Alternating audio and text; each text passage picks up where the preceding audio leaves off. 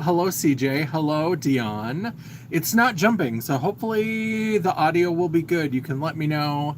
But YouTube has been on its shenanigans. I went into the App Store to see if YouTube had an update, and there was no update. It just said that it just had open, so it didn't have an update that was available. So hello. So CJ is saying hello.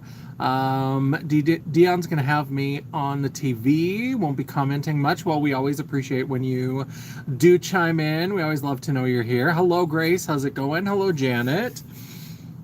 Hello. How's everybody doing? It's Wednesday. This is our regular Wednesday night series. This month's theme, we are doing vintage queer movies. I am super excited for this. I thought since I was already had one Wednesday off for my trip back from the pool house, I was like, I probably won't want to go live. And so I was like, you know what, let's try to pick something a little bit easier, because the month before, where there were 5 Wednesdays and we did colorful foundation, that got wild and crazy. Those colorful foundations were wild. We're wild. So I'm very excited to have a month where we're not doing makeup, but I think we're going to go back to makeup next month. I think starting in September how is it almost September already? How the fuck did that happen?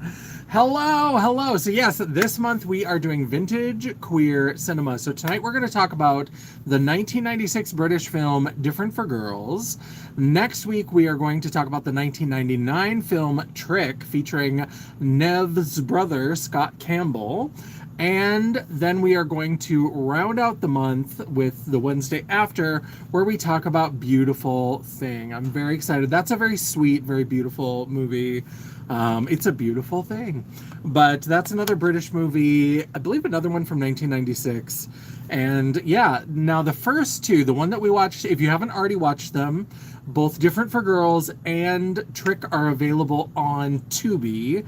Now, I don't know how much their content changes. I did watch these not fully a month ago, 3 weeks, maybe a month, I don't know. So I don't know how often their content changes. I haven't watched them since August, so if they do like a lot of streaming services where things like switch out at the beginning of the month, you may want to check and see if they're still available. Beautiful Thing is not available, but it does look like Beautiful Thing is available on YouTube with ads, so you don't have to have a membership. I think it is available to watch. If it is, before that live happens, I'll try to make sure I put a link. You can rent it from Amazon, but I know if you want to watch it for free, all 3 of these movies should be available somewhere for you to watch for free, because Tubi is free, and YouTube, if you watch with ads, they have a lot of movies that are free. So, hello, beautiful Joe. How are you doing? Yeah. I'm having some Mountain Dew Baja Cabo Citrus Tropical Citrus Punch. Punch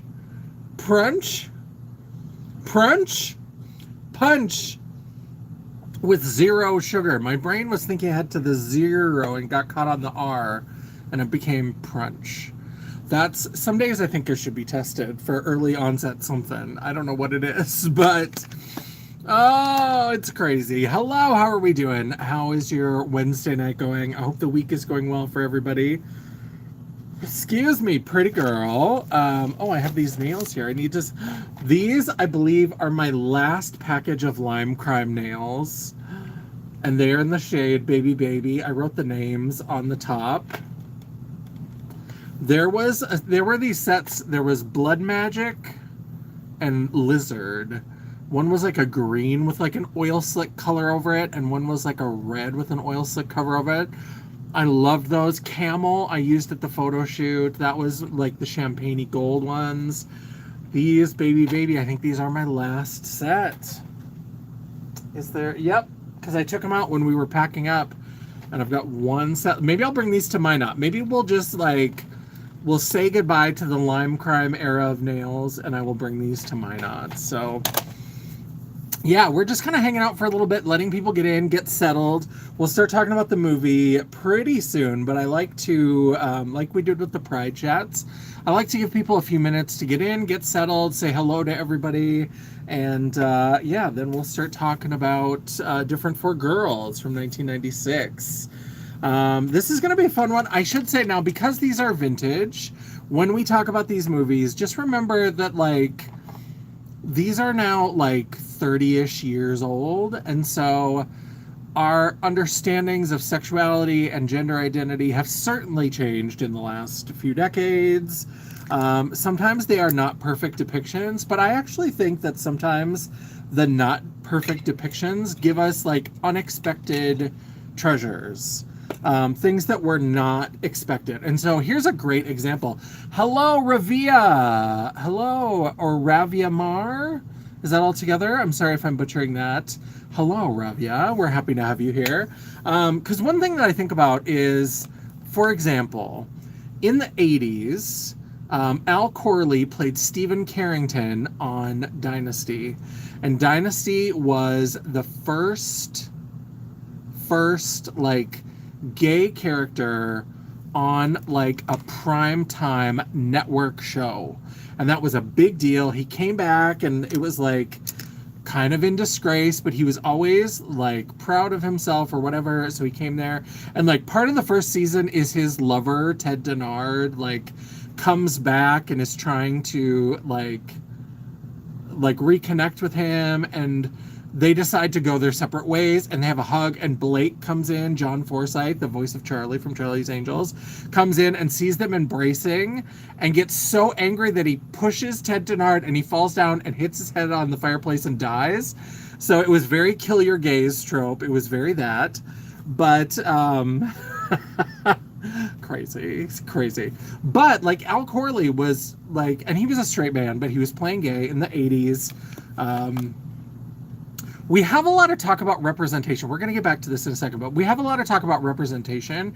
And I think sometimes people forget that, like, there were times where, like, number one, most actors were not out and didn't want to be out and thought their careers would be over if they were out. So, like, if there was going to be a gay character, it was probably going to be played by a straight actor, because that's who might be willing to play it. Like, it was hard to cast people because a lot of straight actors didn't want to play it either. But, like, the gay actors, most of them were closeted and didn't want to touch those roles with a 10-foot pole. So we're from a very easy vantage point. I know that things are rough and, like, the world is on fire and, like, people are coming for queer people, but they forget that there are, like, also darker times where the representation that we have now just did not exist, for better or for worse. And so, but, like, Stephen Carrington in Dynasty, I think there's something that's really interesting because they didn't know what to do with him. And I think there were different writers that kind of came in, and, like, the studio and the network, like, put pressure on them or things or whatever. Because in the first season, like I said, Al Corley is out and proud, doesn't care about it, whatever. And he's there for a couple seasons. And then I think he goes away for a little while. Hello, Emmanuel, how are you doing? And then he comes back again. And then they didn't know what to do with him, and they wanted to, like, kind of play down the gay stuff.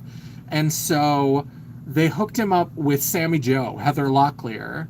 How are you doing? I'm a graphic designer, and I would like to connect and help you in moderating, and can also help in making banner and flyer, any online guidance you need. Trust me, and I am currently in Dubai.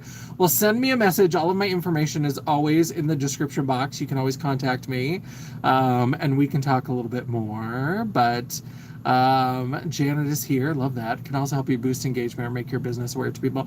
Well, I'm not really a business. I ain't a businesswoman. I'm a businesswoman. Little Nicki Minaj, although she's on the outs.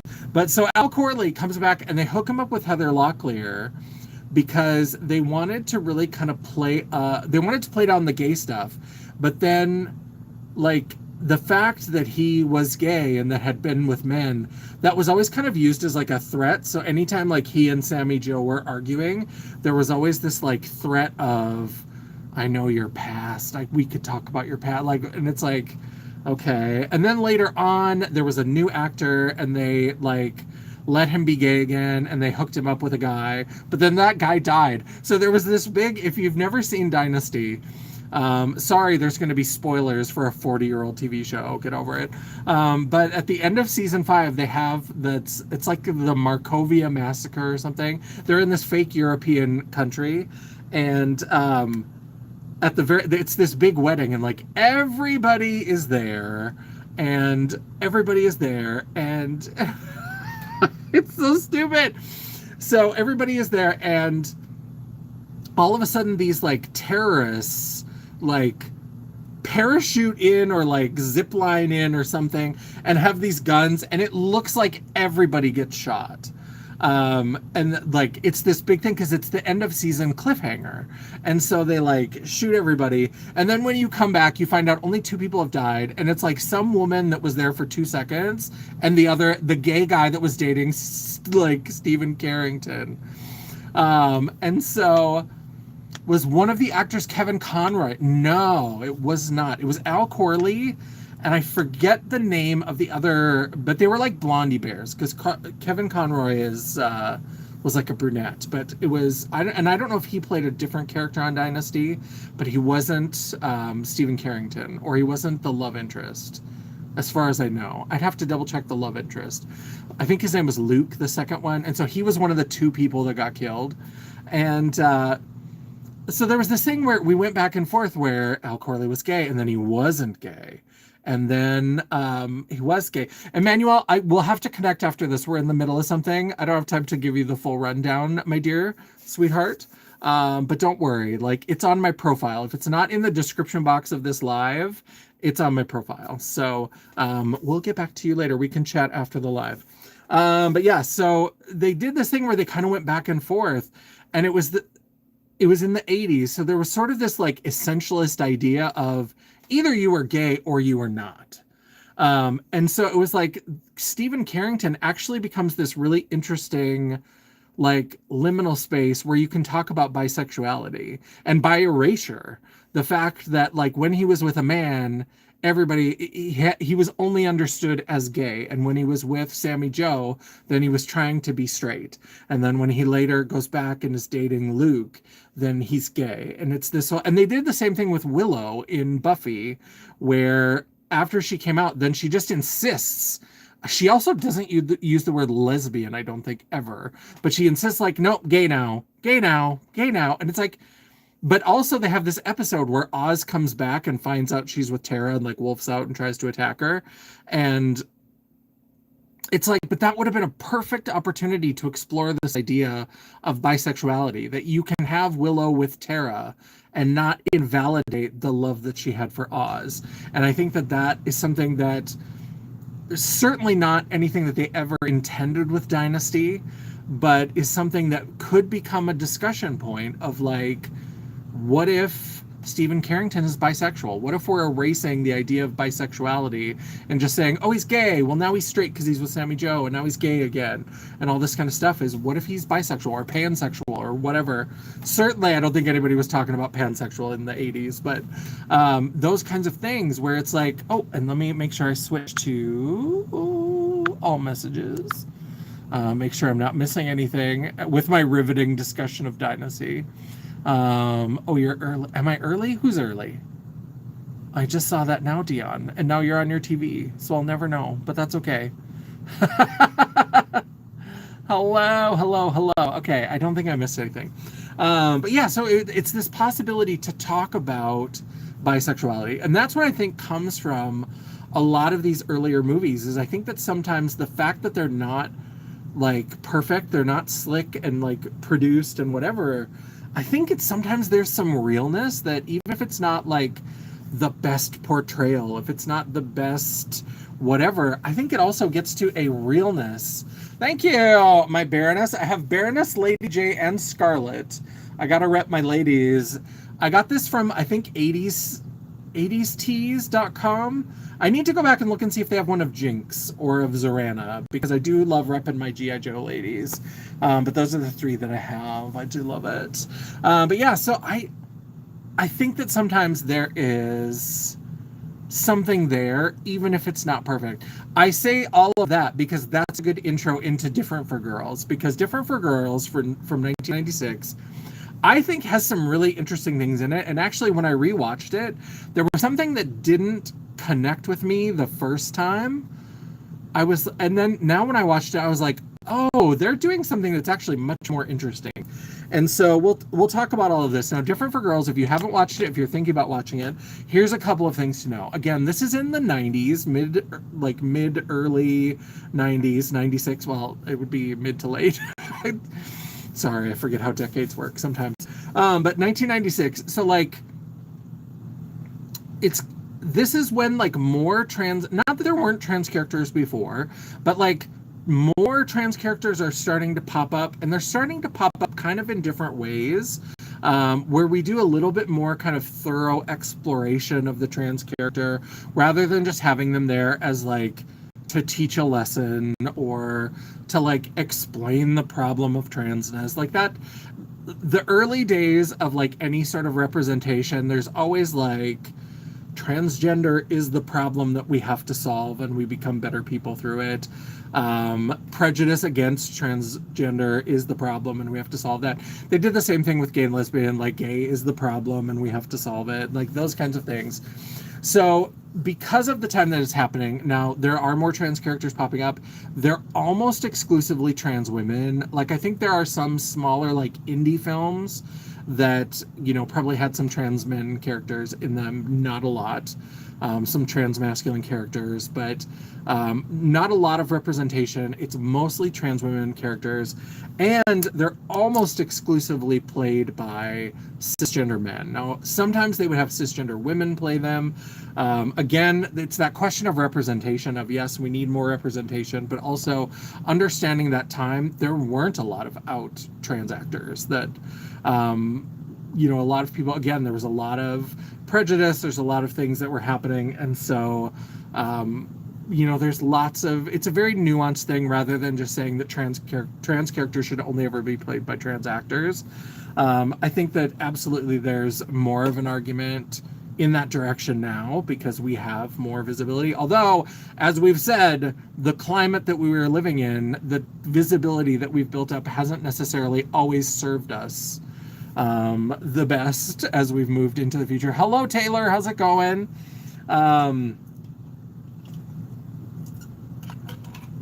And so let's talk about Different for Girls. So Different for Girls starts with, it's kind of this flashback scene, and there's somebody who is like, there's a young person, like a teenager, and they seem to be in like a school shower, and they're kind of showering or whatever, and then it kind of pans out, and you can see that this person has like tucked their genitals between their legs and is showering and just kind of like having a moment or whatever. And then these school bullies come in and start like harassing this kid and all this kind of stuff.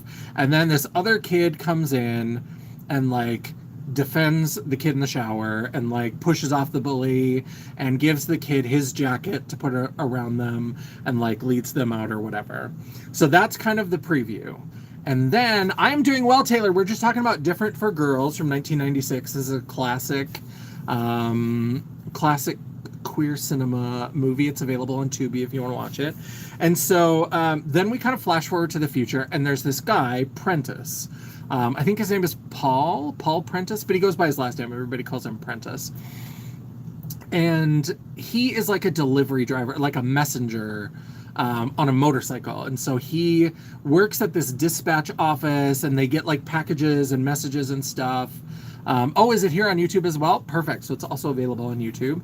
And so he gets like all these packages and stuff, and he's kind of rough and tumble, and he's got money problems, and there's all this stuff. And he's seeing this woman who, that's going to be important later. He's seeing this woman, excuse me, pretty girl, who is like a dispatcher at this like messenger place. And so she like is part of the company or whatever, and so that's his girlfriend or whatever. And he likes loud music, and he gets drunk, and he gets in fights and all this kind of stuff. And they're gonna like, these guys come to like repossess his bike, and he's like, I have to make a living, and they let him go or whatever. And so there's all this kind of stuff. And then he's doing a delivery, and he sees this woman. And this woman is, of course, as we talked about, played by a cis man, because this is his friend from school. They went to like an all-boys Catholic school together. And this is Kim Foyle, I think is her last name. And so he sees this woman, and she looks really familiar. And he's like, do I know you? And she's like, no. And trying to like stay away or whatever, and he keeps like pursuing to try to figure out, and then he like comes back to her work or whatever, and then he figures out, he's like, oh, I know you now, because this is the 90s. And I think that I think that this is probably, in some ways, I understand why people don't like when this stuff is included. I think it's also very real to people's experience. And so he does dead name her. He calls her the name that she had in school or whatever, and he gets over it pretty quick. And there are times where he's talking to his girlfriend where he accidentally misgenders her. And he's kind of, but he never does it in a way where he like purposely misgenders her. And that's kind of something that I think is, well, thank you, Taylor, for subscribing. And thank you for telling people to like it. I appreciate you. And so he kind of goofs a little bit, right? Like he's trying to get used to it, but he adjusts pretty quick. And he's like, oh, okay. And he's trying to understand this whole thing. And there's immediately this sort of like attraction where and because they were really good friends in school, it seemed. And so like they start to like hang out a little bit, and he asks her to go to dinner or whatever. Hello, Tanya. Welcome. Nice to see you. And so he asks her to go to dinner, and she's like, why? Why do you... And he's like, we used to be friends and all this kind of stuff. He's like, it would be nice to catch up or whatever. And so they like go and they hang out at this restaurant, and she's not into it. Like she's not pursuing him. She's just like, okay. And she's kind of uncomfortable. But as they like hang out a little bit more, and at one point I think she kind of storms off, and then he comes back the next day to her work and gives her flowers. Her job is so dumb. It's so random. She writes greeting card copy. So like she writes like Hallmark cards, like that's her job, which is such an interesting, like weird thing to have her do. And it's like, we spend a lot of time in the office, and there's lots of little scenes, not a lot, but there's a fair number of little scenes where she's like talking about copy or talking about cards or whatever. And it doesn't go anywhere. Like it doesn't feed the plot, but it's just like one of the things that's in there. And so they go out a couple times or whatever. And then like maybe the second or third time that they go out, they're kind of talking outside of the restaurant. And it's very, like, they really clearly have this rapport, and there's like this attraction, and he just keeps wanting to hang out with her. Thank you, Taylor. I appreciate that. And he keeps wanting to hang out with her, but then at the end of the night, she kind of leans in to kiss him, and he sort of reacts, and he's like, oh, no, that's not what this is about or whatever. And she just like is okay, whatever. Like she's reading the vibe. She knows what's going on. And she's like, oh, and he goes, well, you have to know I'm straight. And she goes, so am I, and walks off. And I think that that's so interesting. And I love what they've done with this, because I think part of what they're doing in this movie is they're trying to create this narrative that kind of works against, you know, something that still is stereotyped to this day, but especially in the 90s would have been a huge stereotype, is this idea of like trans women trying to trick straight men. Like that's such a like vicious like stereotype. It's such a vicious like idea about trans women specifically. I've never heard it used for trans men. Maybe it's out there and I just haven't encountered it. Nobody's being like, watch out, ladies, these trans men are trying to trick you into bed. And so I don't know. I don't get it. But it is something that is kind of like a stereotypical sort of belief.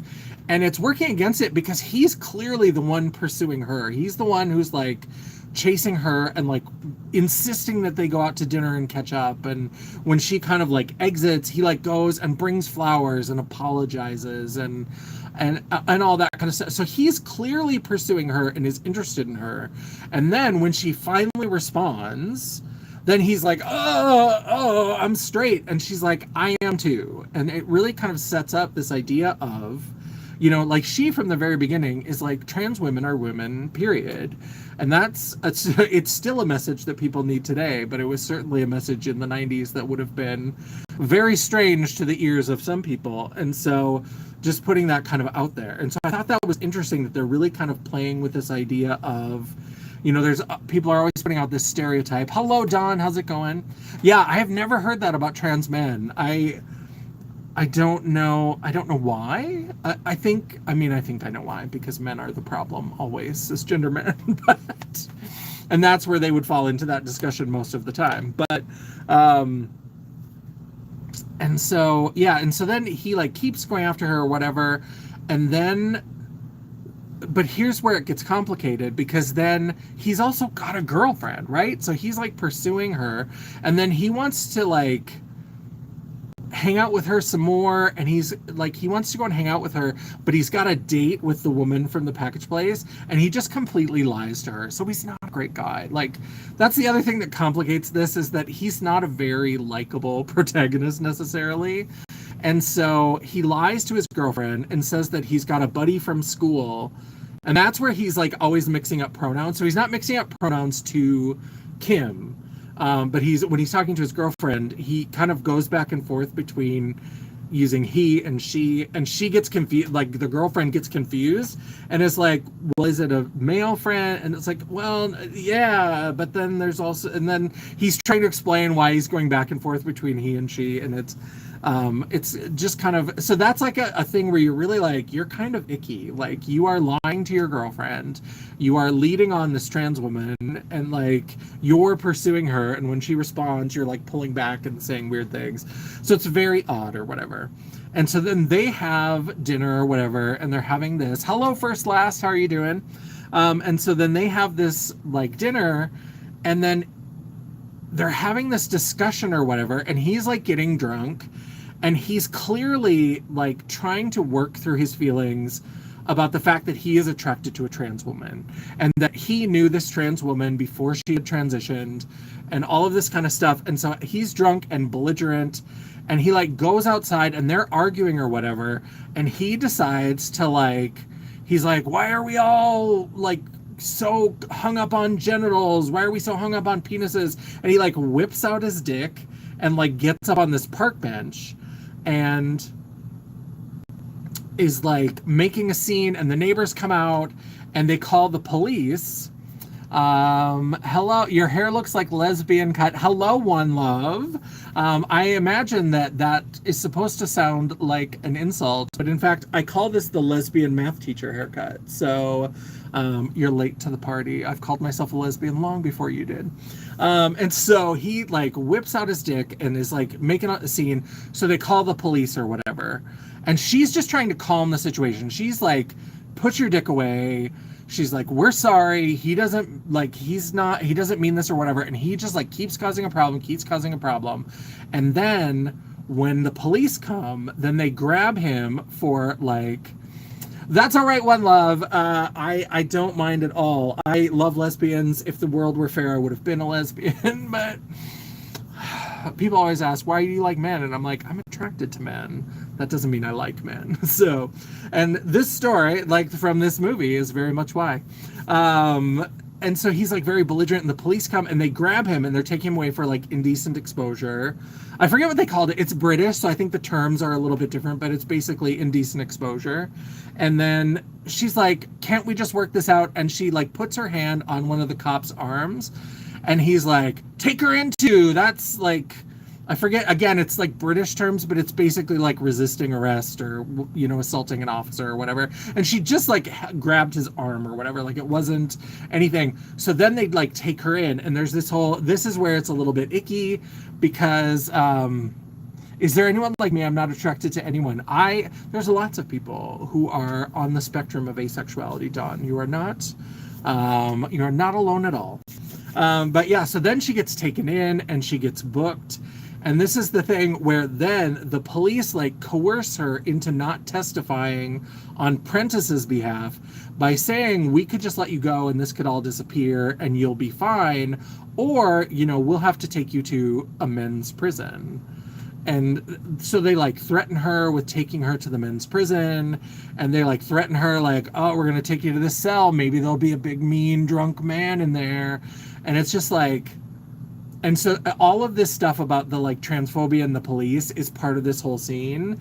It's very dark. There's a lot that is very disgusting. And the police do not come out looking good in this film at all. And so even there's one who's supposed to be like there's two cops that come, and like one is like the nice guy cop, and then one is the like asshole cop. But even the nice guy cop is like, well, what did you expect? Like that kind of shit that they do to like queer and trans people of like, well, what did you expect? Like, you're this kind of person, so shouldn't you expect you're going to be abused by the system? And it's like, do you fucking hear yourself talking? Like, did I because so we're unlocking some previous trauma from my life where I had some vandalism and I had like a threat on my voicemail in the dorms, and we called the police, and the cop was like, and they found out that like I had been interviewed in the student paper like not too long before that, and he was like, well, didn't you expect that something like this would happen?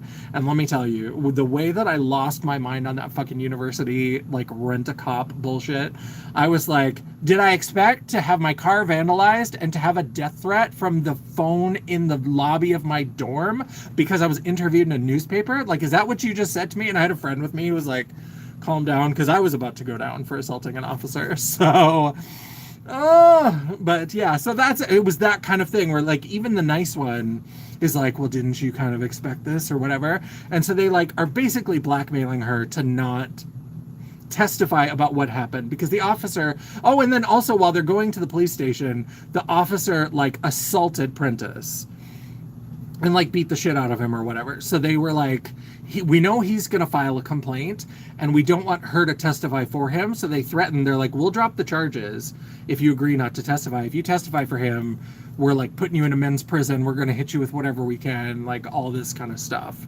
And it's very dark. It's very dark or whatever. And so she gets out and she's very rattled by the whole experience. And she doesn't know what to make of this guy. And he is like, his life is coming apart because he's been lying to his girlfriend. His bike finally does get repossessed. And there's all this kind of stuff. And then eventually, so like he's trying to like apologize to her and all this kind of stuff. And he kind of comes, and then eventually he's at her place, and they do eventually hook up. And it's kind of this like scene where he's like, it was all the like, he's like, because she's talking about like how hormones changed her body and all this kind of stuff. And then, so this is how the sex scene starts. And it's, again, he's not a great protagonist, but so she had been telling him about how hormones work and the changes it made to her body and all this kind of stuff.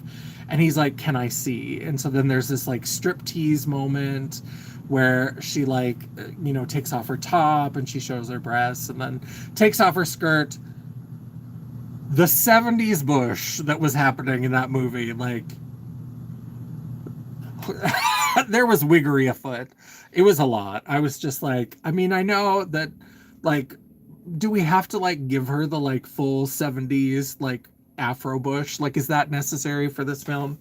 We don't, like, if we transition, we don't do landscaping anymore. Like, what's going on? But it's wild. So when you watch that part, just know there are moments you do see some bush, you see his penis for a short time. There is some nudity. All these films we're talking about, there's little moments of nudity or whatever. And so they hook up or whatever, and then they concoct this thing where, because when she went and testified at the court, there's this reporter and he's trying to get a story and all this kind of stuff. And so then she convinces him, because now he can't be a messenger because his bike has been repossessed. So she convinces him to like sell their love story to this tabloid where it's like, Kim used to be Carl and all this kind of stuff or whatever. And it turns out like, at first they make it look like he sold her out or whatever. And then she like says, well, it was my, like, aren't you glad I had the idea that you should sell them the story or whatever? And then they ride off on this like Ducati motorcycle. Alex, we are talking about Different for Girls. It's vintage cinema this month. So that's what we're talking about. It's available on Tubi if you'd like to watch it. And so we'll be talking, that's what we're doing this month, is talking about movies. Especially since it's advised to get full electrolysis before gender correction surgery. Yeah, that bush, I was like, was anybody doing that in the 90s? I feel like 2000s is when, and I'm judging a lot by like gay porn or whatever, but I feel like in the 90s is when it went like, or like the 2000s, early 2000s is when it went like hairless hairless. Like everything was hair. Like everybody shaved everywhere and did the whole thing. So like for 96 to have this like full bush, it's like, what? What? Really? That's what she's going with? She's everything else about her like whole like presentation to the world is so put together and so thoughtful, and then just like 70s Jungle Bush. Like, what is happening? You've never heard of it, Alex? You should watch it. It's really good. And so they hook up, and then they like ride off on the motorcycle into the sunset. And so it's this really interesting like kind of love story, and it's a different take on this love story, and the way that they treated her and the way that they wrote her character I thought was really sensitive. It was very like any of the bumbling, any of the stuff is other people around her, and she part of it is like her getting a little bit more confidence throughout the film, but like anytime Prentice in any way like stumbles, she corrects him and she knows who she is, and like there's none of this waffling. She doesn't feel the need to like placate any like potential, even if it's unintended transphobia, like there's none of that. She knows who she is. Now, the side part, and this is something that I didn't watch, I kind of dismissed it when I first watched the movie, because there is a little bit of a side plot, which I think is really interesting. And so Kim has a sister, and so early in the movie, her sister asks her, can I use the flat tomorrow afternoon? I have a meeting or whatever. And so then Kim comes home, and there's this man there, and she doesn't know who this man is, and he leaves, and her son is also there. And so then Kim is like, are you having an affair? Because she's married to this military guy. And she's like, it doesn't matter. He's not anybody who matters. He's from the past. We don't need to talk about it or whatever. And then a little bit later on, after the whole police thing, like Kim needs to leave her flat. She's like, I need to get out of this. So she goes and stays on the military base with her sister and her husband. And the sister and the husband are lovely, very supportive, absolutely affirming or whatever. And that's why I didn't understand the scene the first time I watched this movie. And I was like, I don't understand why he would do that. Because then a little bit later on, then there's some like pictures of the kid missing from photo albums. And he's like, oh, why are they missing? And then the sister isn't there, but the son pipes up and says, oh, mommy gave them to the man. And he's like, what man? She's like, the man that he saw in Aunt Kim's apartment. And he kind of internally like storms off or whatever. And then there's a scene a little bit later where he's like running a military drill, because he's like a commander. I don't know anything about military, but he's clearly not one of the top ones, but he's like putting the lower classmen through their drills or whatever. So he's one of those, whatever that is in the British Army, he's that. I don't know nothing. I don't know anything about that for the US, and I think the UK has different terms. Doesn't matter.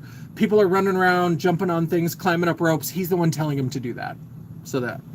And so whatever that is in the UK.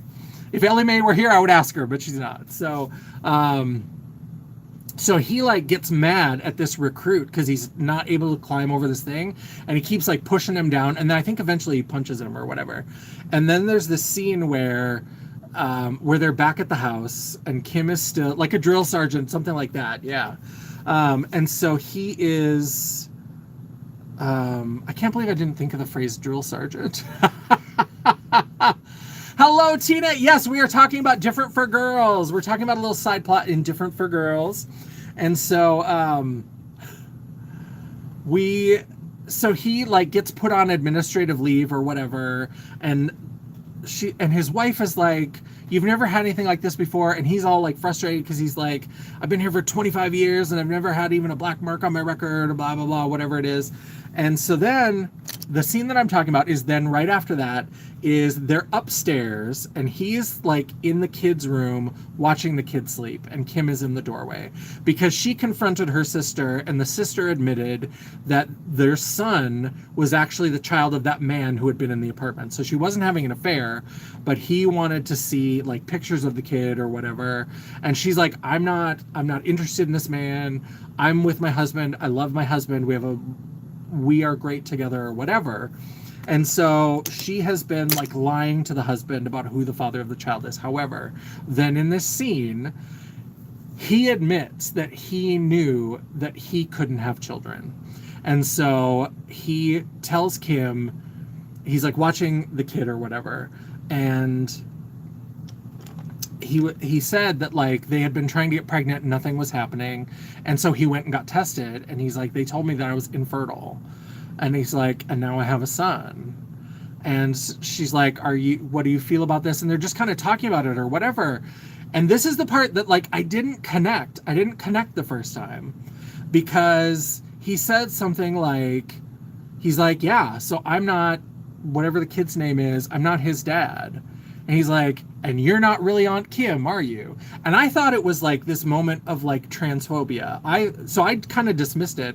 And it seemed weird because the sister and her husband through the whole film are so supportive. They've raised their child to refer to Aunt Kim.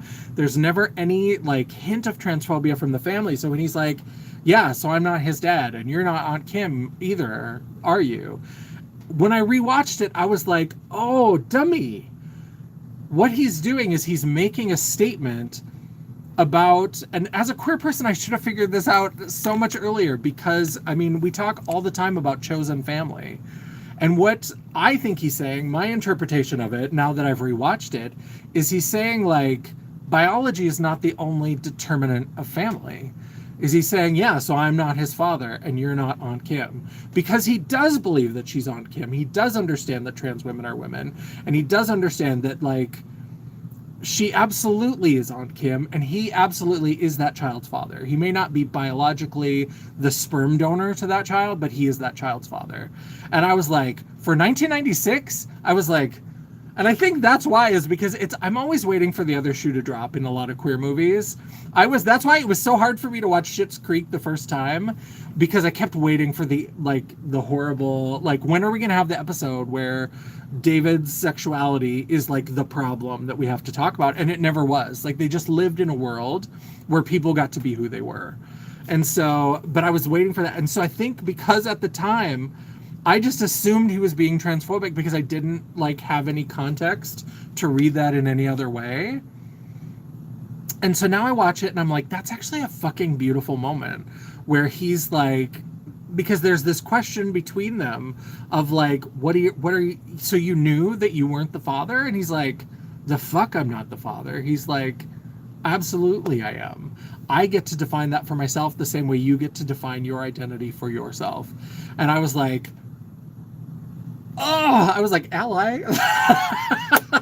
And so, yes, Alex, it's such a beautiful, like, full circle moment. And that's why I love going back and revisiting old movies, because I'm such a different person than I was 30 years ago when I watched that movie. And so now to see it, I just am like mind blown. Like, of course, he's saying, like, you don't have to, like, hang on to these, like, restrictive ideas of what makes somebody family, of what makes somebody, you know, people will always understand their own identity better than you will, so let them tell you. And he's saying that, like, I understand that you are Aunt Kim because you've told us that that's who you are, and we understand that, and we are going to validate that, and we're going to support that, and I'm telling you who I am, and I'm telling you that I'm that child's father. And I was like, for 1996, crazy.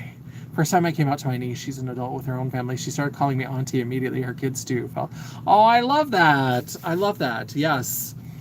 River, who I've mentioned, is Maya and Rosie's adopted son, and none of us would have had it any other way. I love that. That is wonderful. Yeah, I love that. That's beautiful. And I that moment, I was like, that makes this movie worth watching. As much as it's like, Prentice is not always a great guy, and there's some questionable things, and like then there's some like weird kind of under the surface transphobia, and Miriam Margolyes, who I love, plays her boss, and there's this young like scheming like intern, and she thinks that once the news article comes out that outs Kim as being trans, she's like, oh, she's gonna get fired now. And so Kim goes back to the office to clean out her desk because she also assumes she's fired because it's 1996 and we know how things go. We know that people are shit. And so Miriam Margolyes is like, we should probably talk in my office, don't you think? And she's like, and she like confronts the little intern. She's like, I'm just here to get my stuff. And then Miriam is like, we should probably talk in my office. And then they go into her office, and she basically said, she's like, I mean, I don't love that your business is splashed all over the tabloids, but she's like, I care if you can write greeting cards. I don't care what's going on in your personal life, in your romantic life. I don't care about what your gender identity is. You're one of the best writers that we have, and I want you to keep writing for us. And so then, of course, there's this like moment where she goes back to the desk, and the little intern is sitting there looking all smug. And then she like picks up the phone, and she calls somebody, and she's like, I'm going to need this, and I'm going to need this, I'm going to need this like copy, and I'm going to need this draft like brought back to me or whatever. And then she like hangs up the phone, and then she hands this huge stack of papers to the snotty little intern and is like, I need these photocopied. Do you think you can take care of that? And she's just like slinks off. And I'm like, oh, it's so great. It's this great like office revenge moment. And so it's so fun. But I just love it. I think it's a fun, interesting sort of romance. And I love that moment where she like corrects him when he's like, I'm straight. And she's like, so am I. And I think that like sometimes with more modern portrayals, and like certainly more Hollywood portrayals, because I think indie movies in general tend to do it right more often, because they tend to be closer to the people that they are about. They're more likely to be written, directed, starred in by the type of people that the movie is about. So a lot of times indie films do it better. Not always, but I just thought it was really interesting for that film to have such a nuanced, interesting sort of portrayal. And that even though she's like nervous about, you know, the cops make her nervous, and the fact that she gets in trouble is like something that she's been avoiding so much, and so it brings her into this world that she's been afraid of and all this kind of stuff, is that she's so like, her self-determination is so on point.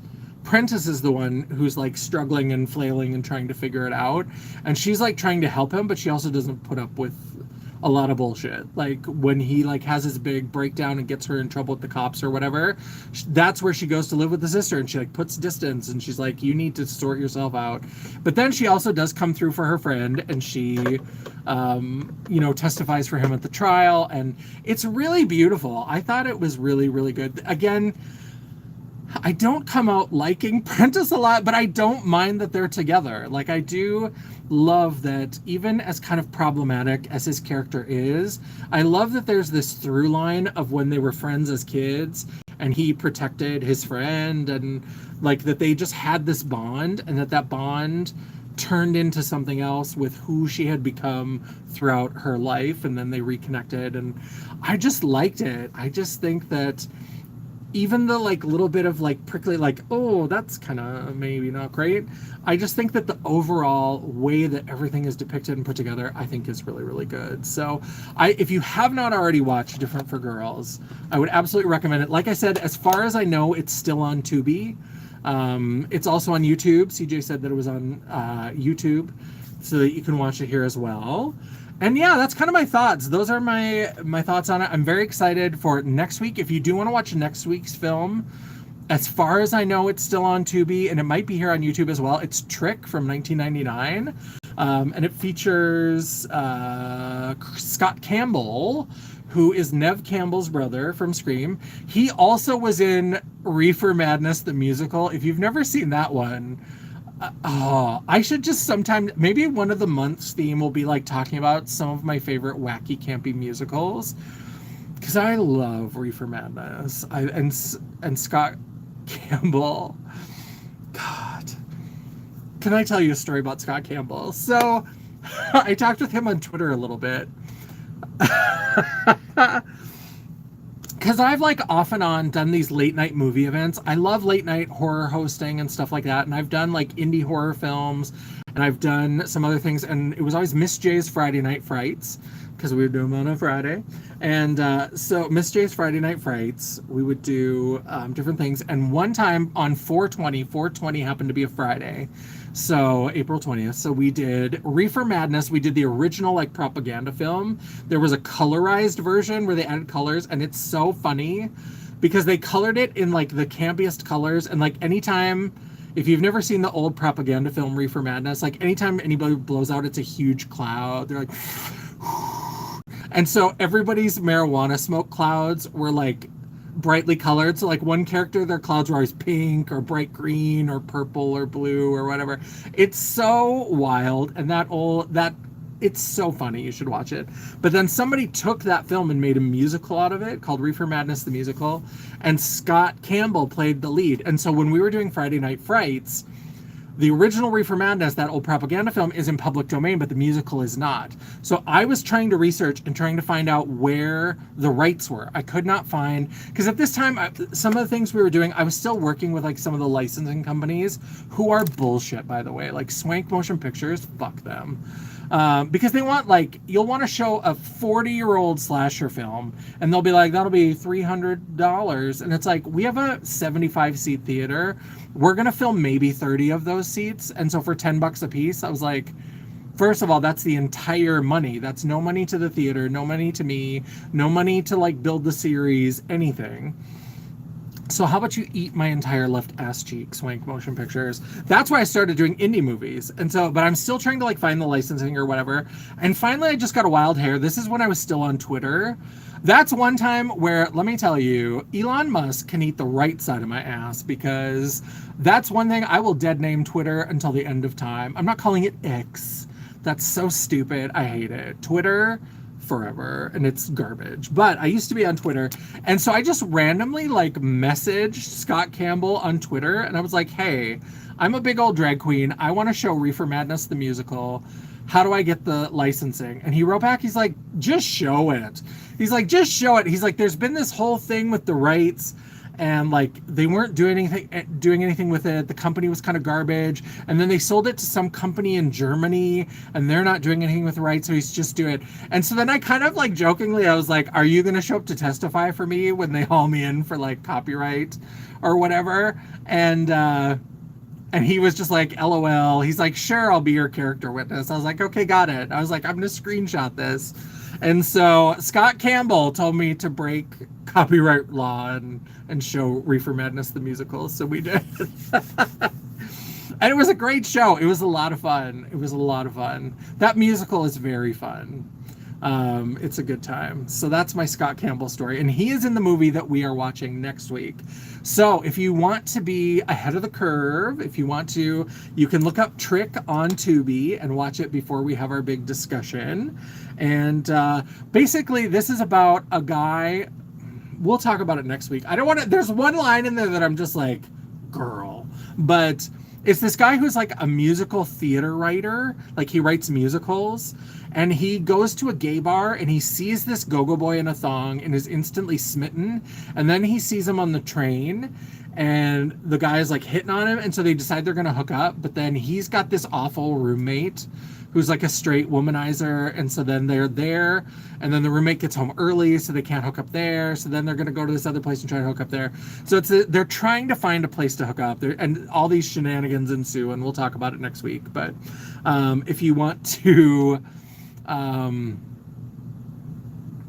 had someone say they were Randy Rainbow, and I thought I was so special. It wasn't Randy. My mom loves Randy Rainbow. She'll send me Randy Rainbow all the time. But yeah, so we're gonna watch that, and there's some interesting things with it. It's not perfect. It does have. You should watch it if for no other reason. Tori Spelling plays his best friend, who is an actress, and she always like sings his music at like workshops and stuff. It's so funny. We're going to talk about so many things. So if you want to watch Trick before we talk about it, so that you know what we're talking about and the whole thing, go to Tubi. You can also search here on YouTube and see if Trick from 1999. It's also got a fucking banging soundtrack. I have performed so many songs from the Trick soundtrack. There's a really fun cover of Dreamweaver. Is that by the Monkees originally? Dreamweaver, I believe you can get me through the night. That song, but it's like a dance remix of it. There's this song called Love Will Make Sense to Me. There is a song called Unspeakable Joy that I've done. Or I think maybe I used that for like an entrance thing or something, but the soundtrack is really, really good. If you like that 90s dance music kind of feel. There's a character in there who sings an original song. We'll talk about that next week. That's really funny. So definitely go and see if it's still on Tubi. If not, you can search YouTube. It might still be rentable. Thinking of Daydream Believer. Yeah, Daydream Believer. That's, or Dream, no. Daydream Believer and Coming Queen. Yeah, I know what you're talking about that. Didn't they also have a, who did Dreamweaver? Alexa, who did the song Dreamweaver? Gary Wright sang and played keyboards on Dreamweaver, released in 1975. Oh, Gary Wright in 1975. You're right, Dawn. I was mixing it up with Daydream Believer. Gary Wright. Thank you, John. I can sing okay. I'm so very much like what's her name? Florence Foster Mills, Meryl Streep played her in that movie where she was like a notoriously bad singer, but she was rich. So she got to like play Carnegie Hall because she could afford to just rent it. And when she was dying, like her famous quote is, "They may say that I couldn't sing, but they can't say that I didn't sing." And that's what I lack in some talent, I make up for in enthusiasm. So, but yeah, so that's Different for Girls. Did anybody watch it? Anybody who's here in the chat, did you happen to watch Different for Girls before we had the, thank you, Brian. Yes, I have 3 of my ladies. I got these at 80stees.com. I have Baroness, Scarlet, and Lady J. Yes, that quote, I love that quote, CJ. It's one of my favorite, because I think that a lot of my life is relevant to that quote, where I'm like, well, you may not say I was good at it, but I did it. Hello, Debbie. Nice to see you again. No problem. Things happen. We understand. Sisters sometimes cause us some shenanigans, but don't worry about it. Did you know Daydream Believer was Neil Diamond's song and he sang it slow? I did not know that. I only know what Alexa told me. I knew that I knew it from somewhere, but I don't know where I would have heard it because I didn't have any Gary Wright albums growing up. So it must have been in a movie or something because I was familiar with it. And yeah, but for some reason I thought it was the monkey because of Daydream Believer. Missed the ending. Oh, you missed the ending of Different for Girls? It's got a nice, like, it's not Hollywood because it's UK, but it's got a nice kind of typical sort of like nice ending or whatever. Janessa, Dollar Tree has Golden Girl lip gloss. I only got Dorothy. Interesting. I'll have to go and check that out. That's interesting. Wayne's World, you said? Okay. For cartoon characters, they were hot women in G.I. Joe. Sure. I was never particularly attracted. I don't know why, because I like big muscly men now, so I don't know why I wasn't attracted to any of the particular G.I. Joe characters. I definitely always wanted to be Daphne in Scooby-Doo because she always got to hang out with Fred. We know where that was going. Because that was my type when I first came out. If you looked like the awful preppy douchebag villain in an 80s movie, I was hot for you in the 90s. Like that's the Fred with the ascot, or like when they would have the like either a polo shirt or like a button up and they would have the sweater like tied over the shoulders. That with always the blondes. I don't know. I loved a Blondie Bear. No facial hair. I was super into it. I don't know what I don't know what I was thinking. I'm very much into beardy weirdies now, so I'm a big fan. I didn't mind that a man was cast as Kim. I wasn't either. I think that there's so much nuance to that debate, and I think that we need to make more acting opportunities for trans actors, absolutely. But I think some of this essentialism that people are getting into, where like only a gay person can play a gay character, only a trans person can play a trans character. I'm like, is that true? Like, it's also called acting, and also like, I would like to see more kinds of people playing more kinds of characters overall. Like, I think it made it pretty famous. Oh yeah, Neil Diamond did.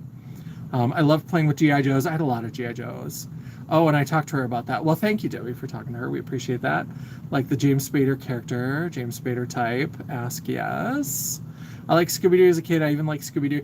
Yeah, I like Scooby-Doo. I like Matthew Lillard. Matthew Lillard is just such a decent, wonderful human being. I enjoy him. The new Duke from G.I. Joe with a beard is very interesting. Duke would have been the one that I was after because he was like the the big butch muscly blonde. I would have been all about it. I always thought Velma and Scooby-Doo was a lesbian. I think she should be. If they have not made that canon, I think they need to work on that. Absolutely. That makes sense. The best I've heard that phrase, more kinds of people playing more. Yeah, like there just needs to be more opportunities. And like, there's been so much of like, I think part of that discussion also limits it, because what happens is that then when you say you can only cast a trans character as a trans character, then they also use that as an excuse to not cast trans actors as other, like, where the character isn't explicitly trans, whether that ends up becoming part of the film or not, just like having trans characters. And I'm glad that we're starting to see some of that, like in Shrill with A.D. Bryant, there was a trans woman who just played a woman in The Office, and it was never talked about whether she was trans or not. The actress is trans. And so I think that there was just a great, they did a great job of just like incorporating her into, and like that kind of stuff I want to see. And like Hunter Schafer then like entered the chat and was like, I don't want to play trans characters. She's like, that feels reductive to me. Like, you're just like, if you're going to cast me because I'm a trans actress and you have a trans character, like, isn't that reductive? Aren't you saying that like, oh, well then you can only play this type of role? I'm not interested. And so I think that was really interesting, because it's like that kind of in some ways pushes against that in interesting ways. I don't have the answer. I'm not the person to have the answer, but I'm very interested in the discussion and the debate that happens around that. I love Matthew. Yes, Matthew Lillard. I've met him at a convention, and he was absolutely lovely. He is so lovely. He's in the headlines now because there's some person who went to Comic-Con or some shit and was like, I saw you a year ago at something and you didn't like my fan theory, so now I'm not a fan of yours anymore. And it's like, oh God, men are so tiring. They're so tiring. Oh, Matthew Lillard's one thing. I would make the G.I. Joes date the Barbies. I was all about all the toys played together. And so sometimes like G.I. Joe would ride on My Little Pony, and it was a little wild. Velma is a lesbian. I love that. I hope that that is permanent and forever. Hello, Leia. How are you? Cannot remember what series he was in. It was so good. It takes place on the border of Mexico. Interesting. I used to love him in Scream. I am so glad. If you haven't seen the new Scream, I did record a video about it. It's going to be coming out. They incorporated him into the new movie, and I'm happy with the way that they did it, because I was worried. I'll just say that. I try not to get too spoilery in the video, because that is a newer movie. It is out on streaming now. When it's a movie that's like 30 years old, you get no grace. There's no spoiler warning or whatever. I'm just like, you've had 30 years. I'm sorry you've been busy, but we're going to spoil this fucking movie. This movie, if it's in like the last year, I have a little bit more grace, because I'm also slow to see movies, so I try to be a little bit better. But I did meet Matthew. He was lovely. He was so lovely. And in fact, I have a photo from the convention, because I did the pro photo ops or whatever, and I did one photo where Angie painted me. I have 3 masks that she's painted for me that are like serial killer masks or like slasher killer masks, but done with makeup. So I have a Jason hockey mask that has like big divine punky kind of makeup. I have a Michael Myers mask that has like a glam makeup and then like smeared lipstick and mascara running down like she's been crying. And then I have a Scream mask that's in kind of this like Betty Boop kind of look with big fake lashes drawn on and big red lips or whatever. And so I have a picture where he's holding my like Scream mask and I'm in drag at this horror convention. And then I have a second photo that I took because through those conventions I met Felissa Rose, who was in Sleepaway Camp. And Sleepaway Camp is my favorite scary movie. And Matthew Lillard, you know, from the first movie, he's the one who kills Casey Becker. And he's the one who that line to her is, what's your favorite scary movie? So we took a picture where it's me and then Matthew Lillard behind me and then Felissa Rose behind him. And we're doing those like prom photos where you stand kind of like front to back and like do the arms around. And so Matthew Lillard has his arms around me and Felissa has her arms around him. And then I got it signed and I had him put, what's your favorite scary movie, Matthew Lillard? And then I had Felissa sign it and say, it better be Sleepaway Camp, Felissa Rose. So that's one of my favorite things in my little weird horror collection is my... Casey Kasem will always be the real Shaggy. His voice is so iconic.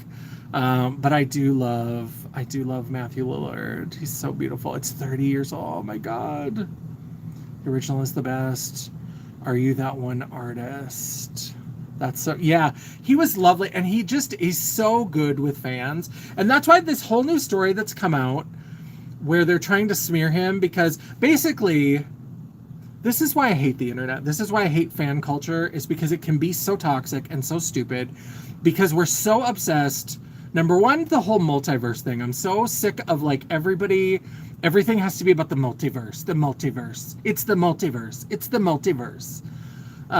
Maybe, I think it's up on my website. I think I have all of my convention pictures on janessaj.com in the photo galleries. I've got them arranged by different, it would have been an Indianapolis one. I can't remember when it is, but if you go check out the galleries, Five Nights at Freddy's was good. I want to say, yeah. And so, what was I doing? Oh, Matthew Lillard, the whole thing. Because what kicked it off, because I read the article, and what kicked this whole thing off is that at some convention, this fan had gone to Matthew Lillard and explained his fan theory connecting Drew Barrymore's character Casey Becker from Scream to Drew Barrymore's character Casey, I forget what the last name is, in Mad Love, that they were the same person. I hate people like that. I'm fine if you want to theorize and come up with fan theories and it's fun for you or whatever. Great. I love that journey for you. Anytime the chin beard nerds get together and want to be like, is it canon? Is it canon? Is it canon? I hate that. And the way that they have to fight about which one is the best, it's like, you can like all of them. You can like all of a thing. I love remakes. I love reboots. I love requels, because I understand that you can have more than one interpretation of a character or a team or whatever. And you can have your favorite. It doesn't mean that you have to not like the others. It's so toxic and horrible. But so he explained this theory, and I guess Matthew Lillard didn't get it. And he was just like, man, what are you smoking? Just like a lighthearted joke or whatever. Was not mean to him or whatever. This guy has been carrying that around for a year or whatever and decided to go to this Comic-Con or whatever the convention appearance was that Matthew was at. And he's doing a Q&A, and he's like, I just have to tell you that I'm not your fan anymore because I explained this fan theory to you and you insulted me and I'm not a fan. And it's like, dude, please touch some grass. Interact with another human, get laid, whatever you need to do to calm the fuck down. Because just because he didn't understand and validate your little fan theory, I can't take it. I can't take it. So for real, Sleepaway Camp isn't underrated. Yes, and I'm worried. I'm so worried about Sleepaway Camp because they are working on a reboot, remake, something. That's a tough one. Because I think that I have gone over and over again about how the sort of gender identity and sexuality in the original Sleepaway Camp. Again, this is one of those things, because we didn't know better and using the ideas that were common at the time, I think there's a reading of it. If you feel that it's transphobic, I think anybody can feel that if they want to. If they feel offended by it, that's fine. I don't think it's inherently transphobic. Making it today, how are you going to make that and be true to the original source material and not make something that's a transphobic mess? So that's what I worry about with Sleepaway Camp with this new remake. I'm super excited to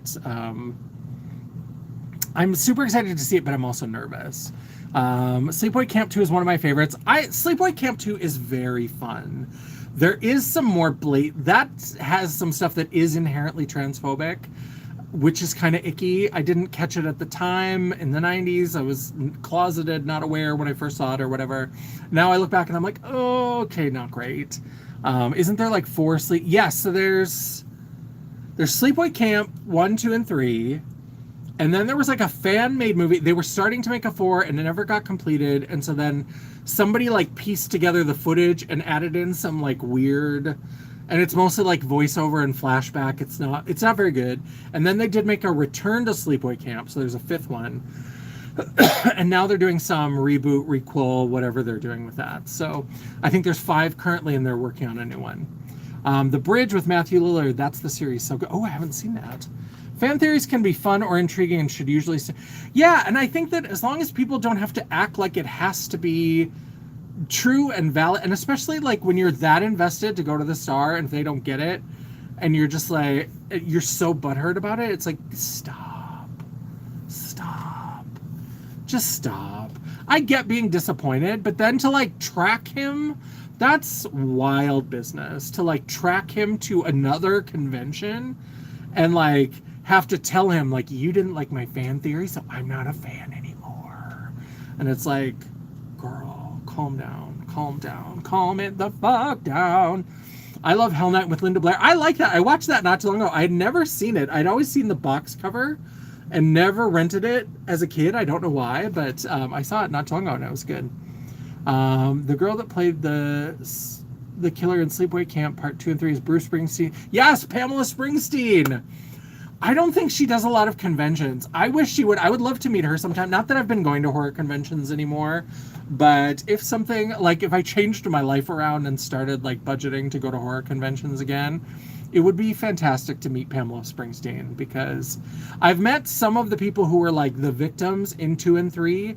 The last convention that I went to in Atlanta, they had a big, the documentary as far as I know has never come out. I need to do some digging, but they were working on a documentary about the Sleepaway Camp series. And so they brought in Felissa Rose and a bunch of people from 2 and 3 and had this big reunion because they were interviewing them for the documentary at the hotel.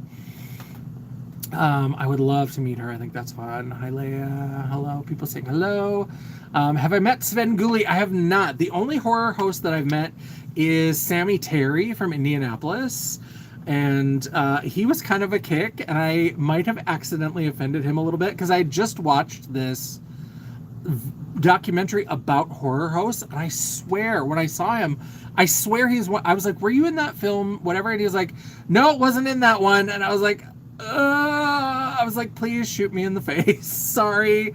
I was like, oh. And then I was like, well, you should have been, because you're fantastic.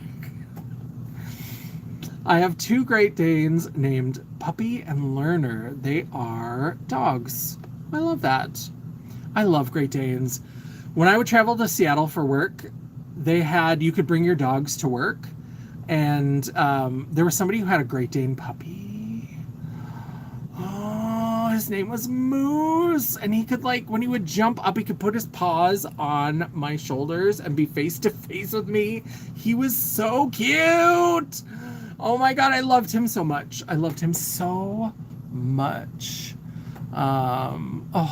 them. Was Sleepaway Camp 2 and 3 the only movies that... I don't know if she ever did any other ones or not. That's a good question. I love Sven Gulli. Never heard of him. I missed the whole local horror host phenomenon. I do too. I have met Elvira. I haven't ever... The convention that I went to where she was there the first time, she's been at a couple conventions that I've gone to, was the first time that she'd announced she was kind of stopped. She wasn't going to do the Elvira costume anymore. So I met her as Cassandra. So I don't have a picture with her in the Elvira getup. And so I'm a little bit sad about that, but I do have a couple pictures with her, and I have a photo bomb with her. So I was at the convention, and I would always go in drag or whatever, and I just get in the zone, right? Like, because me, like, those horror conventions, they were fun, but I was also there to work. Because I was there doing the photo op so I could get content for my website and for calendars and stuff like that. And I was, like, getting the autograph photos and, like, doing all this and networking with people and getting movies to show at Friday Night Frights. So to me, it was, like, it was a lot of fun, but it was also a work trip. And sometimes people would stop and ask to take pictures because I was all in big, like, horror drag or whatever. And so this woman named Carmen, who was friends with one of my friends who worked at the convention, she's like, can I take your photo? Can I take a couple photos? So I was like, sure. And so I'm like posing or whatever, and I can feel that somebody is like photobombing me, and Carmen starts laughing, and she's still taking the pictures, but I'm like keeping it professional. I'm like, and then, like, as we're done taking the picture, I look to the side, And it's Elvira. Elvira photobombed me. Like, well, and I didn't even like turn and look at her, but then I was like, and then I waved or whatever, and we had this little like moment or whatever, and she blew me a kiss, and so, but it was so funny because I just was like, professional, and it was like Elvira is photo, like usually they charge like $30 for a selfie, and so she just like photobombed me for free, and I was like, oh, it was so good. I loved her. Let's see. So I've met her a couple times, and I've met her partner. This was before she came out and put out that autobiography, and I met her, and I met the like road manager like person, and I was like, oh, okay, I get what's going on here. I think she's in the family. And then she came out not too long after that, and I was like, yep. Elvira does still look amazing. She's absolutely gorgeous. Thanks for all the fun. Good night, Alex. Thanks for joining. Lunar is a canine. What is it, like a canine, like a police canine? Is that what you mean? I don't know if that refers to something else. Good night, Alex. Everybody's saying good night. So many people were Elvira in the late. I wish I could have been Elvira in the late 80s. We weren't there yet. Elvira was in the movie Pee-wee's Big Adventure, biker bar scene. Oh yeah, she's been in other stuff outside of her Elvira costume too. And she was a showgirl in Vegas. She dated Elvis for a little while. Excuse me, pretty girl. I'm nearly envious. I've been very lucky. I've been very lucky to have attended. And I went to that horror convention the first time by accident. Let's talk about that story for a second, shall we? Because I am such a fan of Dark Shadows. I love Dark Shadows. And I had gotten this new job, and I was starting to make a bit more money, and I wanted to take a vacation. And I was like, now that I can maybe kind of afford it, I should look at, because I'd always seen the websites, and they used to have this Dark Shadows Festival, and it was coming up, and it was the 50th anniversary of when the show premiered, and they had a bunch of the stars were all going to be there, and all this kind of stuff. So I was like, I'm going to go to Dark Shadows Festival. And so, but at the time, this is 2016, 50 years, it debuted in 66. So like the people were getting up there or whatever. So I was like, I should go while a lot of them are still alive or whatever. And so I was saving up all my money and like getting ready to go and all this kind of stuff. And so I bought my ticket way early, and I reserved my hotel and all this kind of stuff. But the website was clearly run by like elder fans, shall we say, because they didn't put like a checkout on the website. So you had to wait for them to post the information about the festival so they could give you all the prices. And then you had to like print out a form and put your check in the mail like it's 1974. You had to write a check with your fucking quill pen. So I wrote a check, sent it off, and then I get it back, or I get an email, and they're like, we're sending your check back to you because it was like a Friday, Saturday, Sunday. And so they said, Saturday is completely sold out. Friday is mostly sold out, but you can still come to the Sunday event. So you can still buy tickets for the Sunday. But because you sent us a check for the whole thing, we have to send your check back. And then you can send us a check for Sunday. And we've decided that since it was so popular and everything sold out, we're going to let people come to the event on Saturday that happens after 5 p.m. Well, none of the big events with the stars and anything were on Sunday or on Saturday. And I was like, I'm spending so much money. I was like, I cannot fly. It was somewhere in New York State. It was near one of the like filming locations. And I was like, I cannot fly to New York State, spend all this money on a hotel, spend all this money on transportation, all this kind of stuff, and then be there and just go to the Saturday after 5 where none of the stars are, and go to Sunday where none of the stars are. I was like, I can't do it. I can't do it. I cannot. I was like, I cannot physically do it. I will not let myself do. Oh, he's from the cops. Okay. Gotcha.